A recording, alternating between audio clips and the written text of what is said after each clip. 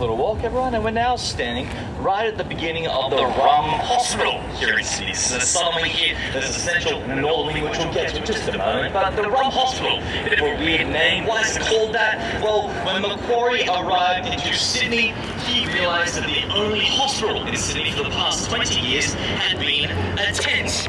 He wasn't a big fan, he wanted a real hospital, so he wrote to England asking for some money, but they replied back saying, no, you're just a bunch of convicts, why do you need a big fancy hospital? Obvious reasons, I'd imagine, but anyway, he had to find a new way to fund his hospital, and he thought about tax. But what can he tax that Sydney sellers love to buy?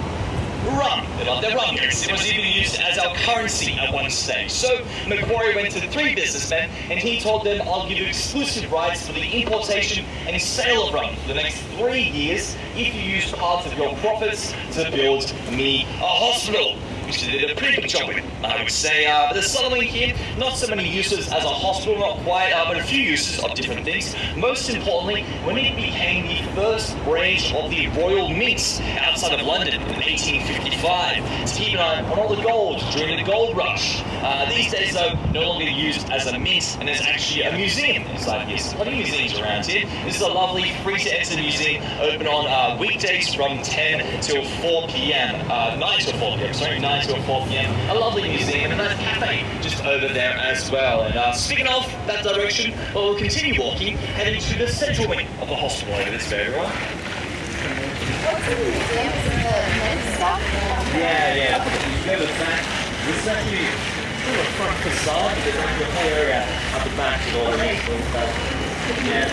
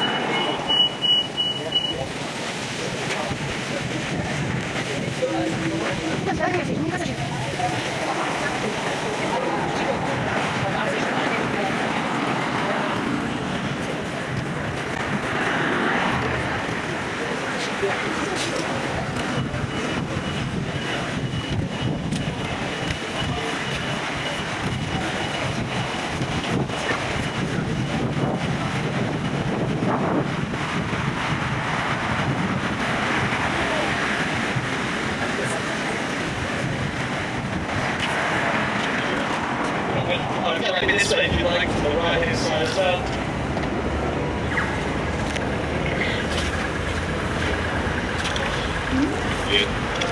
So we made it to the central wing, right? So I'll talk about the statue in just a second, but the hospital. So over that way, in the far distance, with all the flags, that white building, that is the northern wing of the hospital over there, which also had a few uses over time. But these days, it is our Parliament House of New South Wales, just over there, which has some free tours as well. And a little similar to the southern wing, but not the central right here.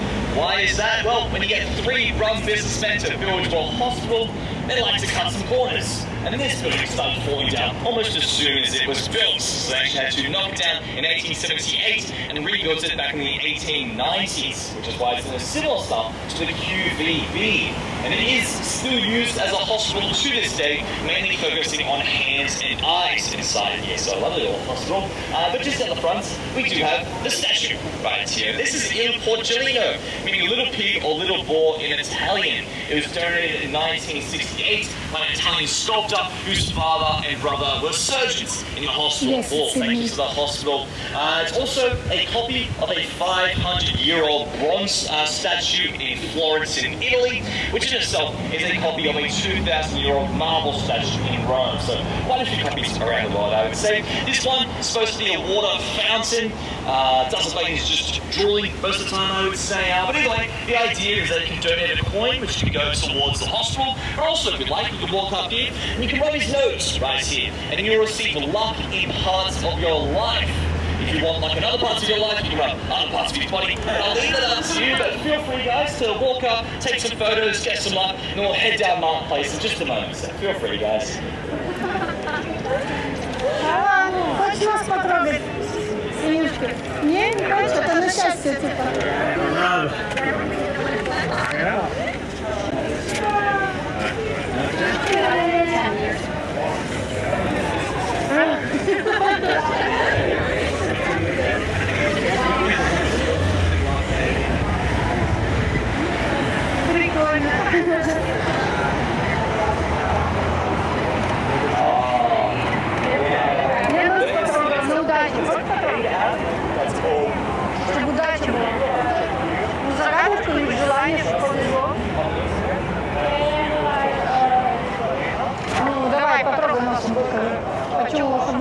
еще больше. We can wait for the next screen. So that's why I'm making it for you. Oh, really? Well, I'm trying to show you. I do have a table. You can take a look at that.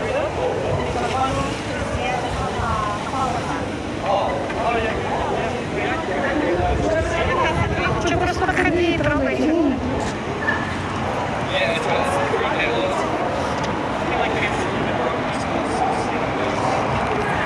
Я ему тут, я ему вообще еще не оторвала.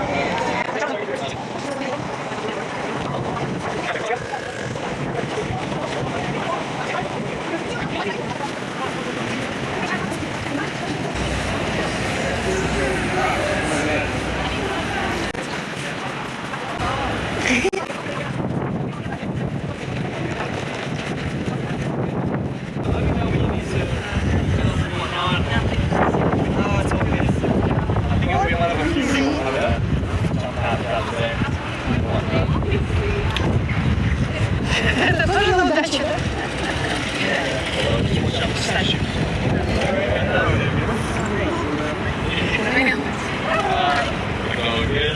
We'll stop up here though, because we're at the very top of Martin Place, right here. Stretches down all the way down that way.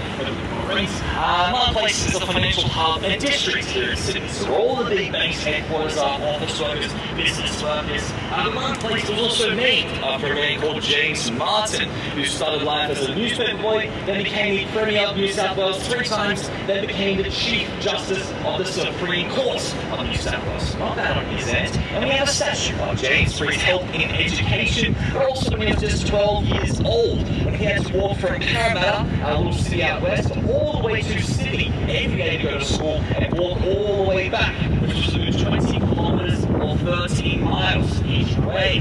They would all give apparently it's true, and if you ever find yourself in Parramatta, you'll also find an exact copy of this statue in Parramatta as well, so marking out the distances. Not bad, I would say, from James. Yeah, Parramatta Square, exactly, Parramatta. So not bad, I would say, from James. But on that note, we'll continue walking down Martin Place, not quite 20.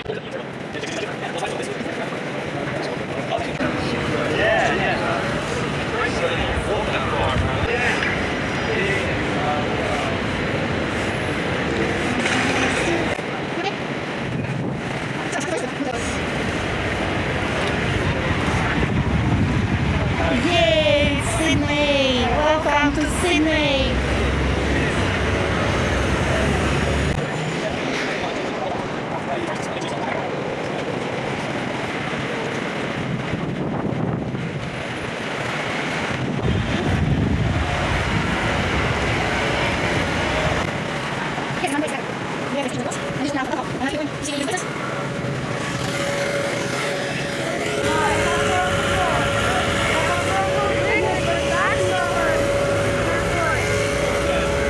Ты лучше не отставай. Прыгнешь еще много раз.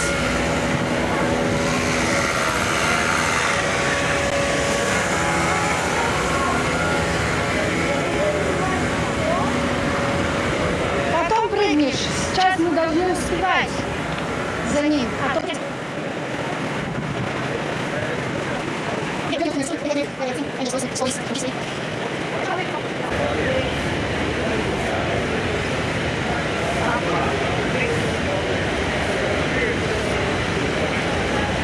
А вот знаешь, что я предлагаю? Возможно, скоро начнется дождь, поэтому смотри, что мы можем делать. Скоро начнется дождь, но тебе неудобно будет с зонтиком на самокате, правильно? Поэтому я тебе предлагаю взять мою непромокаемую куртку, а ты мне дашь свою кофту. Что нет? Мне не пофиг, если ты намокнешь.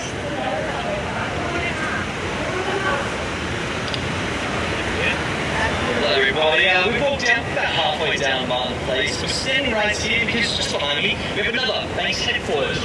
Commonwealth Bank of Australia. Well, no longer the headquarters, just some shops inside there, but they did leave a little something behind. You can see just above their name, the kangaroo and the emu right there, holding up the shield.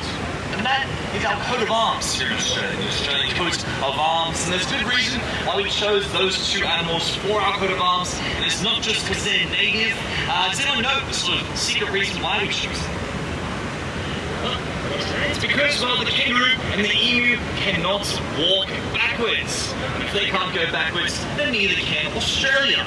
Nice little idea, I would say, although whoever designed the coat of arms probably didn't have access to YouTube at the time, because I have seen videos of both kangaroos and emus walking backwards. So it was an idea. Amongst us, though. And also, there are 21 countries on this globe that eat the animals from their coat of arms, and Australia is happily part of that club.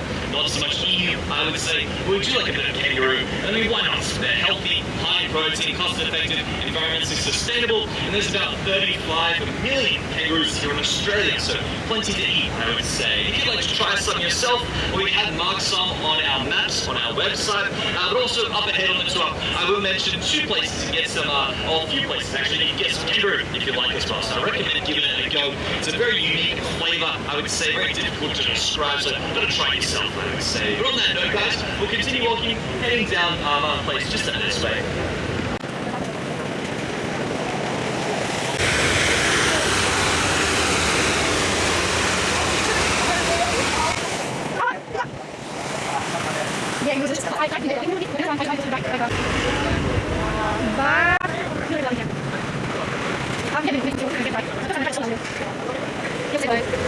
Kangaroos and emus can go backwards. That's why they took them to that place and said it's very important not to go backwards. But probably my dog has to be instead of that kangaroos. Because my dog now can't go backwards. Too old. Beautiful Sidney. We're lucky it's not too hot today, but maybe it's will be rainy, looks like.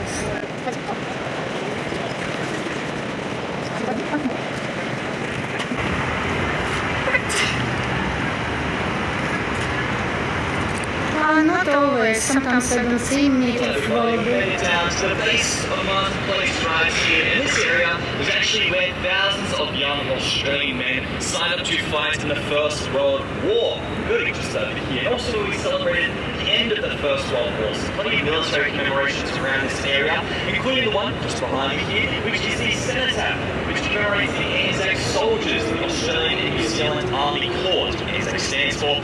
Also in this area we have the Anzac Parade, which is held on the 25th of April every year on Anzac Day, which commemorates the Anzac soldiers and also marks the beginning of the Gallipoli campaign, a very bloody and ultimately unsuccessful campaign in World War I in modern-day Turkey. But also in the GPO, or just behind, we do see the GPO, right, so this large and lovely building. This is the General Post Office. It was built between 1866 and 1891. It was originally used to send a lot of mail back in the day. It was quite busy. These days, though, we don't send that much. We've got here, so it's actually a hotel in here. There's some cafes inside. There's an art gallery on the corner over there, and a tiny little post office on the corner over this side these days. But with the GPO, we'll also, you know, see that right in the center here, the big tower right there. We actually to take that down brick by brick and put it into storage, as the worried it was going to be used as a target for Japanese bombers during World War II. It wasn't until around the 1960s we took it back out of storage and built it back up there brick by brick. However, as we were building it up, well, we noticed a little something written inside the bell that goes up there. There was a word written inside with beautiful handwriting with a piece of chalk. And that word was eternity.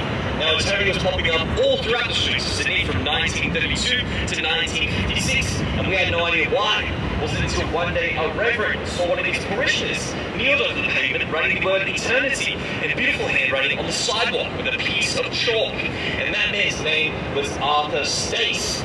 Arthur Stace was an alcoholic, illiterate, and petty criminal who one day heard his reverend say the words, eternity, eternity. I wish I could sound or shout those words to everyone in the streets of Sydney. And while Arthur, he took those words very literally. He converted to Christianity, woke up at 4 a.m. every morning and wrote the word eternity 30 to 40 times around the streets of Sydney every single morning. Mystery Eternity, as it became known as, was estimated to have recently burned eternity close to 500,000 times around Sydney. Now, most of it, unfortunately, washed away in the rain and whatnot. However, there are two existing examples left of his eternity. One is in the National Archives in Canberra on a piece of cardboard, and the other eternity is still written inside of that bell right up there. Although it is written with a piece of chalk, so it may not last for eternity, unfortunately. But a nice little secret we have here in Sydney, I would say, and you may walk around and notice here in Sydney a few things named eternity. A little nod back to Arthur Stace and his eternity here in Sydney, so keep an eye out for that. Speaking of secrets, we have another secret just behind us over here, down the alley with the number 4 right there. So we'll continue walking.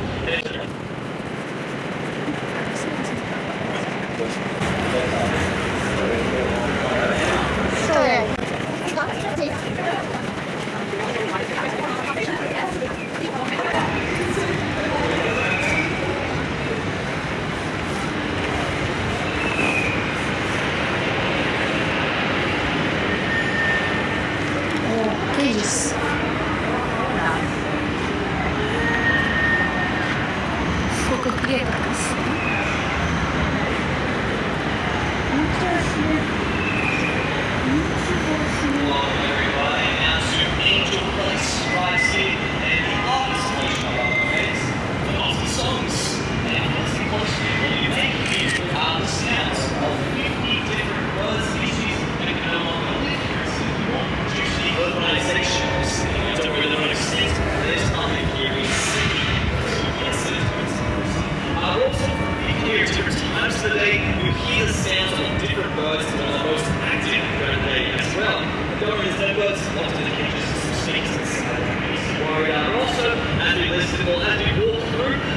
See the names of the birds right below our feet for as well. So a little stroll now over to Australia Square over this everybody.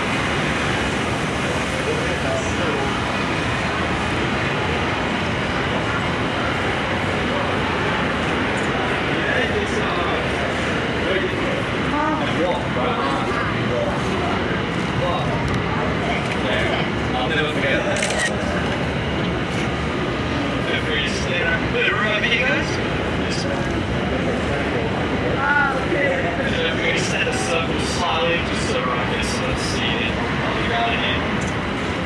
That's brilliant. we're sitting now in Australia Square right here. Right next to us we have a statue right here. Quite a realistic looking guy. And feel free to grab a photo as we will be walking away in just a moment. His name is Waiting. Waiting for what? I'm not exactly sure, but he was put in on the 26th of January 1988 to celebrate 200 years of Sydney. And he was sculpted by a man by the name of John Seward Johnson Jr. You may not have heard of him, you may have heard of his grandparents' company, Johnson & Johnson. He was a grandson of the company, supposedly written out of the will, but still ended up with a few $1 million in his pocket and became quite a successful sculptor. With a sculpture here, sculptures all around the world, and even a sculpture park in New Jersey. Quite successful guy. This guy here, this sculpture, he doesn't quite realistic. I would say tends to give people a bit of a scare when they see him for the first time, especially at night time. But also quite detailed because he was put here on the 26th of January, which is Australia Day, but his newspaper says the 27th of January. And that's because there was no newspaper on the 26th, as it was a public holiday. So he put it the next day. So a nice touch of detail, I would say, from Mr. Johnson Jr. We'll leave Waiting behind and continue walking this way, everyone, to another place before you name. So we'll keep going this way, everyone.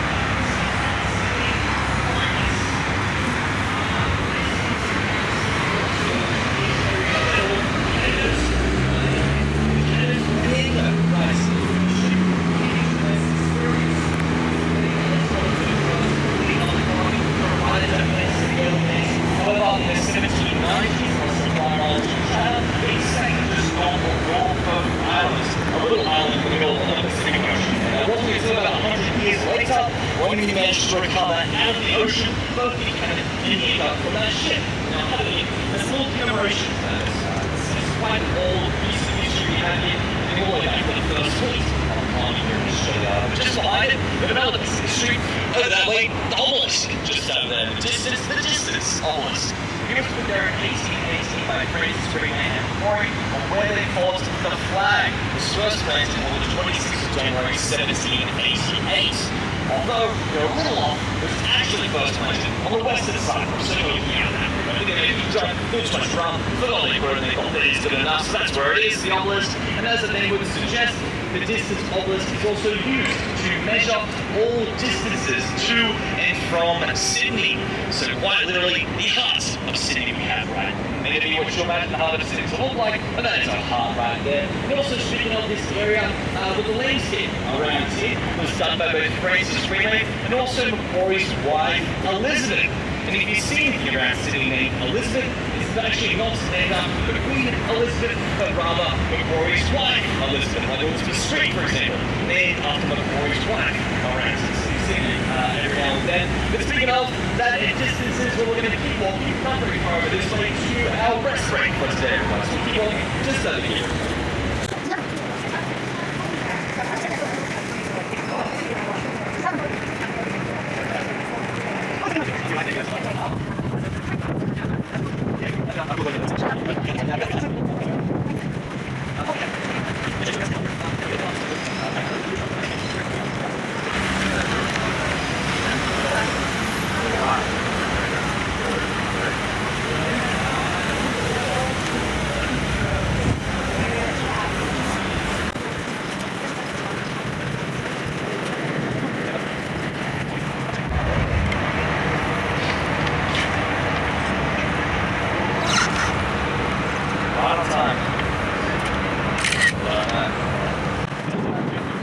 I'm going to see some shade in just a second, guys. I'm just standing here because, oh gosh, we're having a rest break here for today, everyone. So if you would like to go and get some food, the food court is just over there with some shelter and whatnot. But there's toilets as well over that way. You can use the bathroom. You can also fill up your water bowl at the taps in the bathroom. Totally safe and drinkable here in Sydney. If you want cold water and fresh water sort of thing, you can go to the pub as well. It's a little colder, the water that's just there. You can also use their water tap as well. Feel free to grab a beer anytime, why not? But also, with the break, I like to keep it roughly around 10 minutes, but also a reminder, as it's raining right on time, if you do need to leave the tour at any point, if it's going to get a bit too wet or anything, just let me know. All good in Italy, just want to make sure no one's lost throughout the tour, so just let me know so I make sure no one's lost. But with that being said, I believe that's all the info, so we'll meet back probably under the